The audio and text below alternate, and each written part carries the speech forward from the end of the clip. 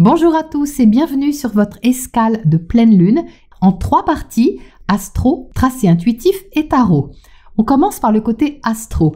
La pleine lune a lieu dans l'axe taureau-scorpion et c'est une éclipse de lune. La lune éclipsée amplifie le ressenti et les effets qui peuvent s'étaler sur plusieurs semaines parce que le travail intérieur demandé peut prendre du temps. Alors de quoi s'agit-il exactement? De nos attachements affectifs ou matériels, mais aussi nos mémoires tenaces, parce qu'on est ici dans 2 signes fixes et donc on peut avoir du mal à bouger de ce qui nous sécurise. Soit parce qu'on tient à ce qu'on tient et on ne veut pas lâcher, soit parce qu'au contraire, c'est quelque chose qui nous tient inconsciemment, dont on n'arrive pas à se détacher. Alors l'univers nous aide, enfin nous pousse plus exactement, à nettoyer nos peurs enfouies. Et là, il met le paquet. Le soleil est en taureau en maison 7. C'est la maison du mariage, de nos unions affectives, mais aussi nos contrats, nos engagements, quels qu'ils soient. Le soleil envoie une énergie d'affirmation au niveau relationnel, comme le fait d'assumer quelque chose plus ouvertement. On peut se présenter à l'autre en montrant ce qu'on est, ce qu'on fait, ce qu'on veut. On ouvre une porte. Ça peut être aussi quelqu'un qui prend de l'importance dans notre relationnel, qui en impose, comme on dit, par son charisme, sa position ou son autorité naturelle. On peut avoir envie de séduire ou être séduit au sein d'une affaire qui nous engage. À côté d'Uranus, ça peut être non conventionnel, imprévu, soudain, mais il y a surtout un côté libérateur. Alors qu'on s'engage ou qu'on se désengage, il est question d'être soi-même et de se sentir libre et stimulé par une forme de nouveauté. Quelle que soit la thématique, il y a une sorte de réveil et ça se voit. Dans ce même secteur du taureau, on a Mercure, planète de communication, qui est rétrograde. Mercure rétrograde nous invite à redéfinir nos relations ou une en particulier. On peut revenir sur ce qui a été pensé, échangé, compris, décidé et retravailler dessus de façon pratique. Qu'est-ce qu'on a envie d'échanger, d'exprimer? Puisque dans la maison 7, il y a l'autre. On parle et l'autre nous écoute, ou l'autre nous parle et on le comprend. Mais ici, on n'est plus très sûr de comprendre cet autre ou d'être compris. On peut hésiter entre ce qui est bon à dire ou pas, ce qui est sain, constructif ou pas. Toutefois, on tient à faire les choses dans les règles. Déjà parce qu'en maison 7, on cherche tout de même l'harmonie, quoi qu'il en coûte, mais aussi parce que Mercure forme un sextile à Saturne. Saturne, c'est sérieux, il représente la structure, la rigueur, le but à long terme. Donc Mercure, vous voyez, vient chercher un peu le sage conseil d'une autorité. On a beau être campé sur une idée, ou vouloir quelque chose, ou croire qu'on veut quelque chose, on retourne voir l'ermite au fond de sa grotte et on lui demande « c'est bien ou pas en fait de faire ça? Est-ce que je dois dire ce que je pense ou pas? Je la prends comment cette décision? Je m'engage là-dedans ou pas ?» Et cet ermite silencieux au fond de nous ne va pas nous abreuver de paroles inutiles. D'un seul regard, on saura, ou d'un simple geste qui en dit long. Il y a donc de ce côté une forte énergie qui impacte notre participation relationnelle, quelle qu'en soit la forme. De l'autre côté, la Lune est en Scorpion en maison 1. Alors c'est pas facile pour la Lune, mais c'est fort. La Lune représente notre intériorité et nos besoins émotionnels. Ce qui est à assumer, affirmer en face, peut générer une intensité intérieure. Et en Scorpion en maison 1, on peut se sentir à vif, c'est-à-dire pas en mode veille, mais en mode surveille, attentif aux moindres signes ressentis dans nos cellules. Alors si on n'a pas l'habitude des émotions fortes ou qu'on ne les gère pas bien, on peut se sentir tourmenté ou apeuré, parce que la lune placée ici n'est pas un endroit où on peut vraiment se détendre. Nos peurs et nos zones d'ombre peuvent remonter pour nous obliger à les dépasser et à renaître. Alors notre sensibilité peut se sentir un peu agressée avec ces 3 planètes en face, même si ce ne sont pas forcément des planètes agressives. C'est juste qu'on y est hyper réactif. Mais n'oublions pas que la Lune en Scorpion, c'est aussi un ressenti aiguisé, subtil, psychologique, profond. On ressent sous la surface, derrière les apparences, en connexion avec nos émotions les plus brutes et les plus vraies. On ressent dans nos tripes. L'éclipse de cette lune au nœud sud en Scorpion nous invite à laisser quelque chose derrière nous qui peut-être nous rassurer, mais qui pourtant doit mourir pour cause de renaissance émotionnelle obligatoire. Alors qu'est-ce qu'on doit laisser? Nos peurs secrètes, nos hontes, nos culpabilités, tout ce qui nous fait souffrir émotionnellement ou qui nous a fait souffrir, nos dépendances, nos mémoires et nos attachements tenaces. Et le secteur relationnel pourrait justement nous pousser à accoucher de nous-mêmes pour que l'on dévoile des ressources insoupçonnées. Alors s'il peut y avoir un déclencheur, c'est surtout un travail de fond, un nettoyage profond qui a la mission de purifier nos fonctionnements passés. Pluton maîtrise la Lune et il est en Verseau en maison 3. Pluton nous encourage à changer notre façon de voir l'avenir et comme il est en carré au nœud lunaire, le carrefour à prendre est une remise en question marquante. L'autre maître de la Lune, c'est Mars, puisqu'il est également maître du Scorpion, et il se trouve en Cancer en maison 9, et il est en train de monter en opposition à Pluton. Donc, on va bientôt avoir le courage culminant de tourner une page, mais sur cette pleine Lune, il faut bien regarder quelle direction on prend et pourquoi on la prend. À côté de la lune noire, nos besoins de confort intérieur et de sécurité émotionnelle sont intensifiés. Donc, dans quel piège il ne faut pas tomber?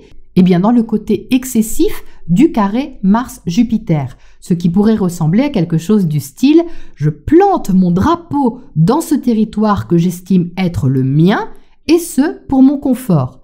Ce à quoi Jupiter dit « ah bah très bien, mais t'as une autorisation, une légitimité quelconque, un diplôme, un but surtout ? Non, je verrai bien après. Pour l'instant, j'ai décidé, je m'auto-décrète propriétaire. Là, je suis chez moi. » Alors ce « chez moi » peut être concret, mais aussi symbolique. En maison 9, cette croyance, c'est chez moi. Cette philosophie, ce voyage, cette découverte, c'est chez moi. Mais derrière ça, c'est la recherche de bien-être qui émerge. Et ça peut générer une action surmotivée pour conquérir notre sécurité intérieure ou trouver notre place au sein d'un espace qui nous est cher. Le trigone à Neptune apporte une motivation inspirée, positive, orientée vers la guérison et le bien-être. Au sens positif, on peut se surpasser avec ce carré et oser faire ce qu'on n'avait pas encore fait, car l'aspect au luminaire est motivant et peut nous aider à agir. La nuance, c'est la conscience et l'intention qu'on met dans notre acte. Dans ce cas, si on est bien conscient de ce qu'on fait, alors ça peut donner quelque chose du style « oui, effectivement, je vais peut-être loin pour me sentir chez moi et je suis peut-être en décalage, mais j'assume, je vais forcément trouver un peu plus loin sur mon chemin un moyen d'avancer de façon juste. » Et oui, il y a toujours quelqu'un sur notre chemin, et ce n'est pas Vénus qui va dire le contraire. Vénus, planète de l'amour, des sentiments, de l'harmonie et du confort, maîtrise le Soleil en Taureau et maîtrise le nœud nord, notre boussole cosmique. On voit que le nœud nord se trouve en maison 7. Direction montrée, aller vers l'autre ou les autres. Ouvrir la porte qui mène au miroir de l'âme peut-être, si on accepte de regarder la vérité qui nous est montrée. Car Jupiter, même s'il n'est pas encore en Taureau, est conjoint au nœud nord et il est pile sur la cuspide de la maison 7. Donc une vérité pourrait nous apparaître. Quelque chose peut faire sens sur cette pleine lune, ou en tout cas, on va aller le chercher ce sens. Vénus se trouve en Gémeaux en maison 8, maison de Pluton. Donc il y a une résonance avec la Lune en Scorpion, signe maîtrisé par Pluton. Vénus, c'est ce qu'on aime. C'est aussi notre capacité à plaire. Et en Gémeaux, on séduit par les mots, l'aisance d'un contact. Alors c'est assez léger normalement. On plaisante, on taquine un peu, on joue au chat et à la souris. En sextile à Jupiter, il y a de la bonne humeur à partager. Ou une bonne nouvelle. Très bien. C'est le côté lumineux. Mais en maison 8, il y a de la profondeur, des secrets et des sentiments plus forts que ce qui se joue en surface. Et en Gémeaux, on peut quand même hésiter dans le choix de nos mots ou de nos investissements affectifs, créatifs ou matériels. Donc d'un côté, on peut dire « Ah ouais, super, je suis ravie », Mais sous couvert d'une aisance communicative, on peut être mi-figue, mi-raisin. Parce que si le sextile à Jupiter est certes positif et joliment passionné, le carré de Vénus à Neptune est plus ambigu. On peut avoir envie de rêver ou s'imaginer des histoires romantiques alors que la réalité est tout autre. Il est question ici d'assumer une vérité, un choix, une direction, même si pour ça on doit s'éloigner de quelqu'un qu'on aime ou qu'on a aimé. S'éloigner aussi de nos idéalisations et projections utopiques. Le carré Vénus-Neptune invite à ne plus se mentir ou s'illusionner, parce qu'en maison 8, on va chercher sa vérité. Qu'est-ce que j'aime au fond? Qu'est-ce qui me fait plaisir au fond?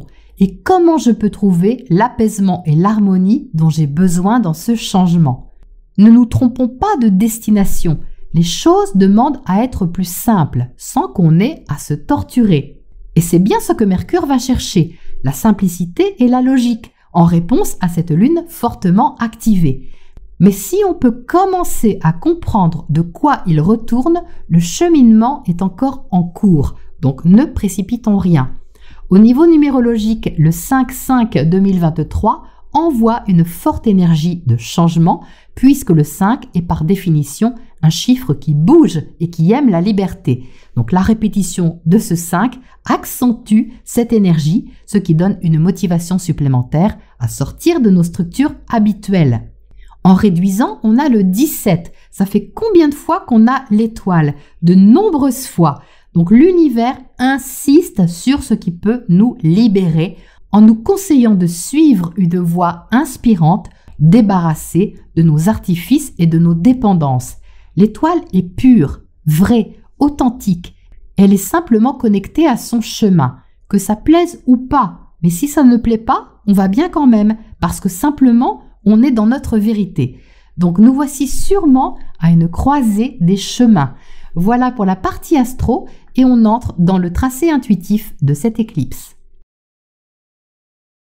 Alors nous voici avec le tracé intuitif de la pleine lune et comme c'est une éclipse, eh bien j'avais envie de le faire sur un fond noir aujourd'hui. Donc ça va être un petit peu différent je pense au niveau du résultat final, ça sera peut-être un peu plus épuré, mais c'est pas grave, on varie les plaisirs et puis le message, il va tout de même être là. Donc on y va, j'ai pris un crayon blanc et donc je trace 505 pour lancer la vibration et c'est parti. 505. Donc j'espère qu'on va bien voir quand même. Donc c'est parti, qu'est-ce qu'on a par là? Alors par ici, j'ai de l'amour. Il y a, vous voyez, une énergie d'amour qui essaye ici de se faire entendre et qui essaye surtout de concrétiser quelque chose, de concrétiser peut-être un plaisir, une relation, un projet qui nous plaît, quelque chose comme ça. Toutefois, l'énergie est un peu aérienne. C'est-à-dire que j'ai la notion de quelque chose qui flotte un peu, qui est fluctuant, qu'on a du mal à stabiliser ou qu'on a du mal à diriger, pas dans le sens de contrôle, mais dans le sens de décider de ce qu'on fait avec cette énergie-là ou comment on le fait. Donc c'est très clair qu'il y a une envie de se stabiliser, d'ancrer quelque chose, mais il y a bien ce carré de Neptune de l'autre côté qui ne facilite pas la tâche. Alors pour vous donner une image, c'est comme si on voulait planter une tente sur un terrain un peu mouvant. On ne sait pas trop si ça va tenir ou pas. Le vent, c'est une chose, mais le sol, on n'est pas trop sûr que ça tienne dans le sol. Donc c'est évidemment symbolique ce que je vous dis, mais ça donne une petite nuance sur ce carré Vénus-Neptune, c'est-à-dire de bien regarder où on plante son idée, sa décision, son plaisir, son intention. Il y a une partie de nous qui cherche à s'accrocher à quelque chose. On a quelque chose de sécurisant ici. Mais la question c'est, est-ce que c'est assez sécurisant pour nous permettre d'installer quelque chose? Ça semble très très instable si vous voulez en dessous, même si c'est agréable ou que ça nous souffle un petit vent d'aventure, quelque chose comme ça. Donc on a une partie ici qui tient, qui est assez fiable, et puis une autre qui l'est beaucoup moins. Et on essaie de s'arranger avec les deux. Donc j'ai l'impression qu'il y a un petit personnage par là, oui c'est ça. Ici on a quelque chose qui nous inspire beaucoup et qui me semble être ici une énergie sur laquelle on peut se fier. Un bon conseil par exemple, ou une idée qui est logique, qui est bien étudiée. Là, j'ai une petite énergie mercurienne. Ça, c'est le sextile Mercure-Saturne qui, pour moi, est là.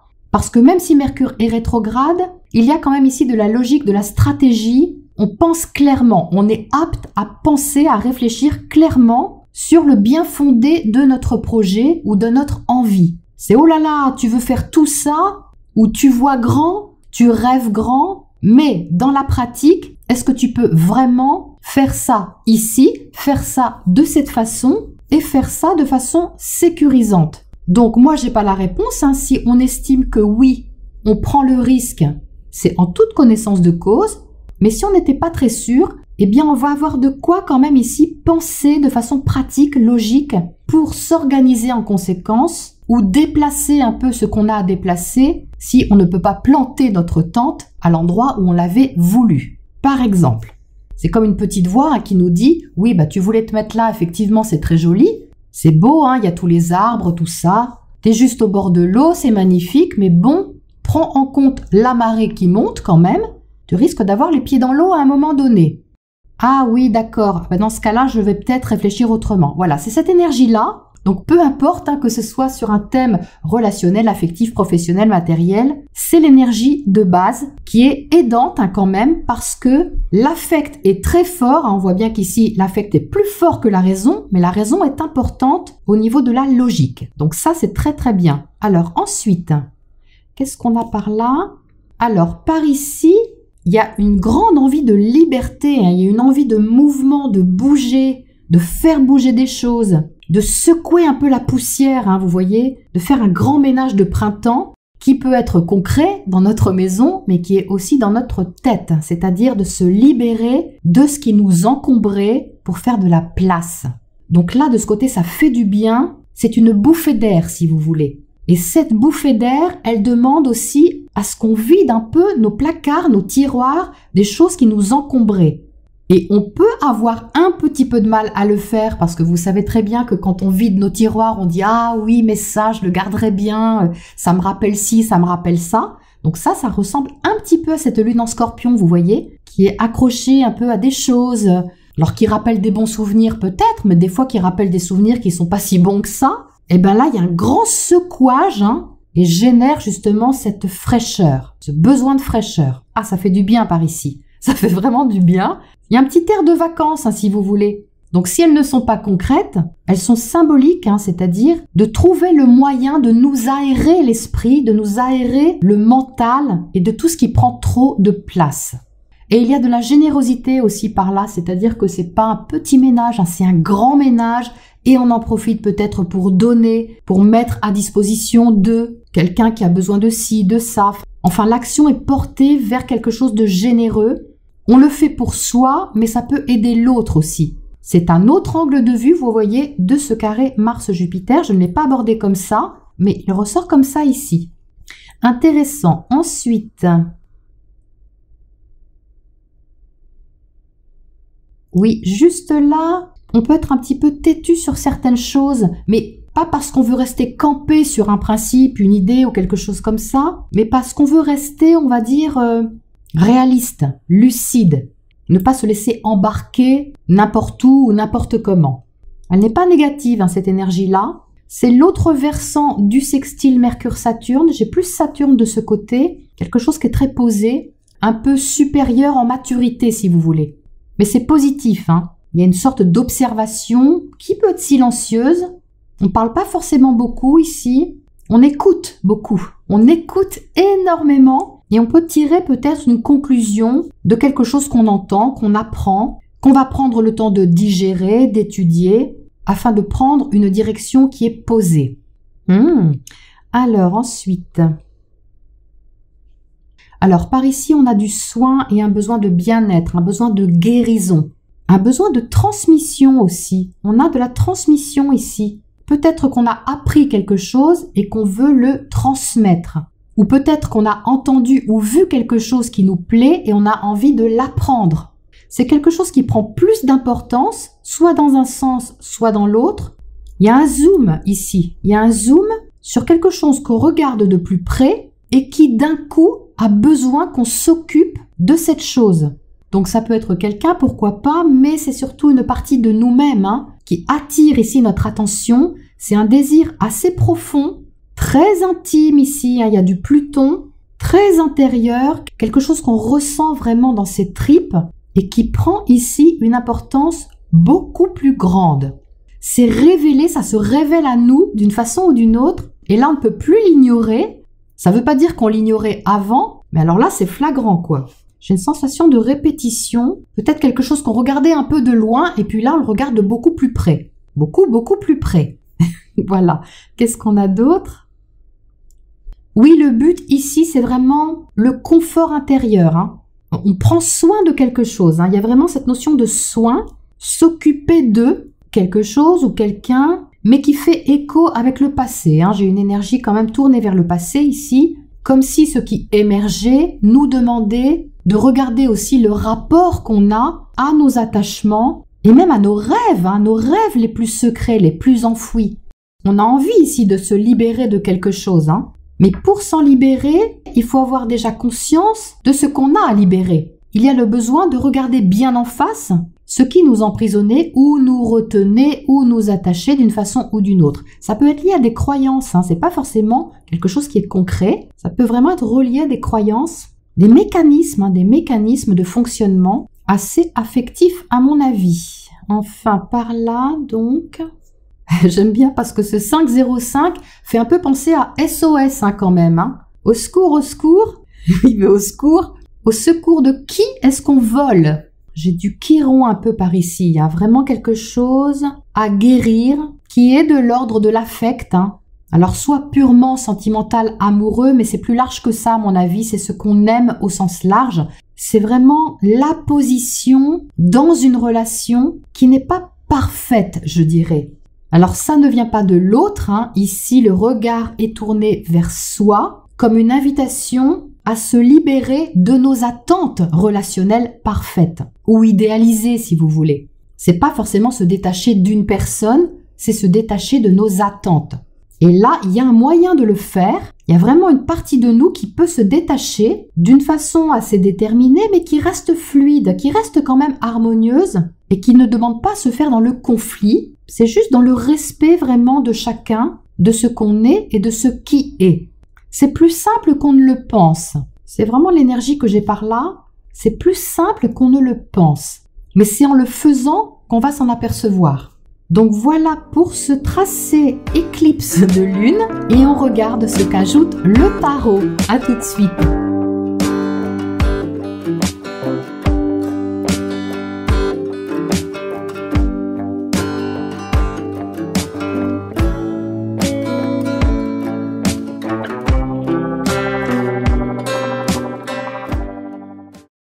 Alors, est-ce que ça vous dit un tirage qui donne la pêche? Là, je crois que vous êtes au bon endroit, avec 5 arcanes majeures dans le tirage sur 9 cartes. Je pense que là, au niveau de l'intensité, on est pas mal. Alors, nous entrons dans ce tirage avec la carte du monde. Dernière arcane du tarot, on parle ici de réalisation, d'épanouissement ou de culmination de quelque chose. On a peut-être une boucle à boucler, peut-être quelque chose qu'on a accompli et qui arrive à terme, quel que soit ce cycle. Donc on a un besoin plus grand de s'épanouir, se réaliser ou trouver sa place ou une nouvelle place. Alors pourquoi je dis nouvelle place? Parce que même s'il n'y a pas d'as dans ce tirage, on a quand même une énergie de carrefour et de croisée des chemins qui montre qu'on doit se positionner et ce positionnement implique forcément un renouveau derrière. Pourquoi? Eh bien parce qu'il y a le jugement juste en dessous. Et le jugement, dans ce jeu de tarot, s'appelle karma. Il est symbolisé par une éclipse. Ça ne s'invente pas, c'est la magie du tarot. Donc l'éclipse ressort en première position, dans la position de l'ascendant, puisque c'est comme ça que je lis le tirage, et qui montre qu'on doit renaître à quelque chose, que quelque chose est remis sur la table, qui concerne notre attitude, notre positionnement. Et on peut être très boosté parce qu'il y a des énergies de feu dans le tirage et pas des moindres. On a ici le roi de bâton. Il est tout en haut du tirage, donc c'est notre place visible. C'est ce qu'on assume au grand jour. Si on ne le fait pas soi-même, c'est peut-être quelqu'un qui a ce charisme, cette autorité naturelle, comme je le disais en première partie, et qui est dans une sorte de confiance absolue que les choses peuvent se faire se réaliser que tout est possible, enfin quelque chose comme ça. Donc c'est soit extérieur à nous, soit intérieur, mais si on la reconnaît à l'extérieur, c'est qu'elle demande également à être accueillie en soi. C'est peut-être ça, justement, ce pouvoir qu'on a à reprendre sur soi-même avec ce jugement ici, qui sonne un peu comme un appel de l'âme, comme une renaissance.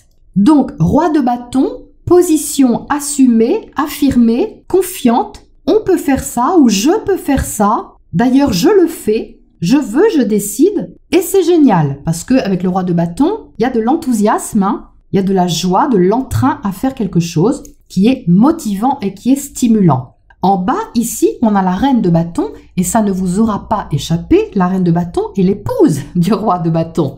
Donc la reine de bâton fait qu'on peut se sentir en adéquation, en harmonie, ici, avec une situation extérieure à nous, ou un but, une motivation qu'on a. Et donc on peut réagir avec cette reine de bâton à l'énergie du roi, pour ne pas être seulement dans l'action brute, mais pour être dans une action qui est équilibrée avec notre féminin intérieur. Comme si cette énergie de la reine de bâton demandait à être accueillie et à avoir sa juste place. C'est donc le féminin en nous, cette lune en scorpion.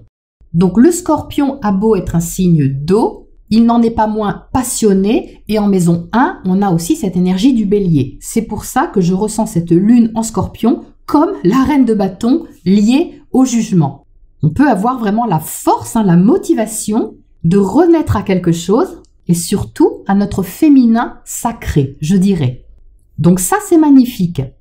Au centre du tirage, on a le 2 de bâton. Et ce 2 de bâton, il est un petit peu embêté. Alors, il n'est pas torturé non plus, mais il est un petit peu en hésitation. Qu'est-ce que la carte centrale? C'est ce qu'il y a à l'intérieur de nous. Et à l'intérieur de nous, on peut se sentir justement tiraillé entre ce qui se réveille ici avec le jugement et ce qui nous éclaire de l'autre côté avec le soleil. Vous voyez, il est entre les deux. On peut se sentir un peu pris entre deux feux, se sentir très motivé et quand même un peu hésitant. Mais on ressent quand même qu'on a besoin d'avancer coûte que coûte, je dirais, sans vraiment se retourner. Or, cette énergie qui est là nous pousse à nous retourner. Regardez ce 2 de bâton, il se tourne vers l'astre qui est éclipsé, comme s'il était un peu aspiré, retenu ponctuellement par le phénomène ici. Donc ça, c'est une chose. La deuxième chose, c'est que ce 2 de bâton, il est un peu missionné, on va dire, par le roi et la reine. Il a 2 bâtons, vous voyez, dans les mains. Le roi qui est là lui donne, vous voyez, son bâton. La reine qui est là lui a donné son bâton. Donc on est là avec chaque bâton dans la main.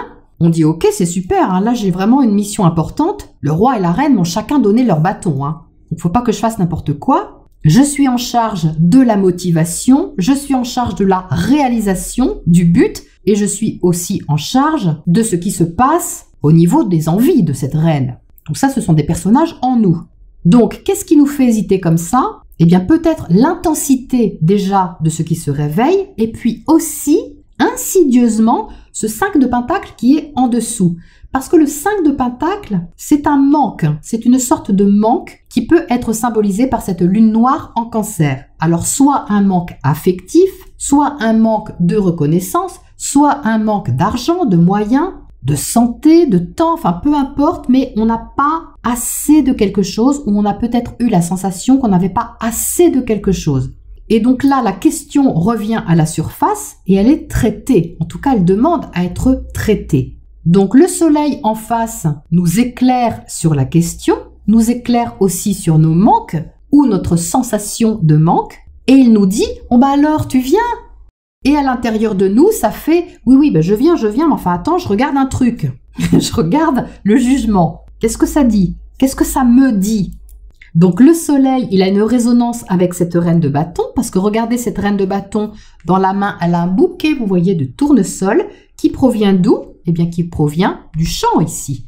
Donc, il y a un lien relationnel, vous voyez, une confiance dans un relationnel ou une direction qui nous incite vraiment à goûter à quelque chose, à profiter de quelque chose. Donc, il peut s'agir de ce que ça nous coûte, alors peut-être au niveau matériel, mais surtout au niveau de ce qu'on est capable d'investir dedans, en temps, en présence, en moyens, en disponibilité, en travail. Il peut y avoir une partie de nous qui se sent un peu laissée pour compte. On peut rester un petit peu sur notre faim par rapport à quelque chose, peut-être un projet qu'on avait ou une envie qu'on avait. Et là, on a une sorte d'éclairage culminant qui nous invite à nous affirmer sans entrer dans le trop. Parce que le monde à côté du roi de bâton peut avoir un petit côté excessif, comme je vous le disais tout de suite, avec ce carré Mars-Jupiter. Donc ce tirage, il invite à la modération, il invite surtout à garder sa passion, mais à faire un choix éclairé, à prendre une décision qui est sage, qui est posée. Parce qu'on a ici le pape, donc ça c'est très bien, ça apporte un peu de sagesse et d'expérience dans la situation. Alors ça ne veut pas dire qu'on n'a pas de sagesse ou d'expérience d'habitude, mais que comme l'intensité ici va être plus forte, on va être bien content, à mon avis, de trouver en nous quelque chose qu'on sent nous guider vers ce qu'on doit faire. Parce que c'est la meilleure façon d'évoluer, d'avancer et de nous tourner vers ce soleil. Vous voyez, regardez le pape, il montre ici le soleil. Il valide quelque chose avec sa main, il bénit si vous voulez, mais en le faisant, il appelle aussi ce soleil. On pourrait un peu le comparer à Maître Yoda qui nous dirait « La décision la plus éclairée, tu prendras ». C'est un peu ça. Donc il peut y avoir quelque chose d'officiel avec ce pape, parce qu'entre le pape et le jugement, il peut vraiment y avoir quelque chose, oui, de validé, d'officialisé. Alors si ce n'est pas par un acte vraiment administratif, notarié ou légal, ça peut être déjà en nous, on reconnaît quelque chose, on acte quelque chose, on décide. En tout cas, on est invité à décider. Et ça se voit avec les amoureux. Parce que les amoureux, c'est justement un choix à faire. On peut se trouver face ici à un choix, une décision, une bifurcation, qui n'est pas une petite décision quand même. On est à une croisée des chemins, comme je vous le disais tout de suite. Déjà parce que notre positionnement ici par rapport à l'autre est très fort, mais aussi parce qu'avec ce 2 de bâton et les amoureux, l'hésitation qu'on a ne peut pas rester à l'état d'hésitation. Il va falloir ici choisir, décider pour avancer. Donc cette ligne, elle est absolument magnifique. Entre les amoureux, le soleil et le pape, on est encouragé à prendre en compte ce qui peut se réveiller peut-être au niveau d'une blessure ou d'un manque, mais à ne pas s'arrêter dessus. Le 2 de bâton ne s'arrête pas. Il est dans l'action, il est dans le mouvement. Il dit « Ah ok, j'avais pas vu ça comme ça, maintenant je le vois. » Et c'est ça qui va permettre ce retournement et une direction, ou plutôt une redirection plus lumineuse, plus claire pour nous, plus vraie. Parce que le soleil, c'est ça, c'est la vérité, c'est la clarté et c'est la simplicité aussi. Donc passer du 5 de Pentacle où on s'est senti peut-être appauvri, on va dire, par une situation ou par une relation, peu importe, au soleil qui nous mène à une pleine conscience de quelque chose pour retrouver ici notre pouvoir et honorer notre féminin sacré, eh bien je trouve que c'est une belle pleine lune. Donc je vous souhaite une lumineuse direction ou redirection et je vous retrouve bientôt pour la prochaine escale.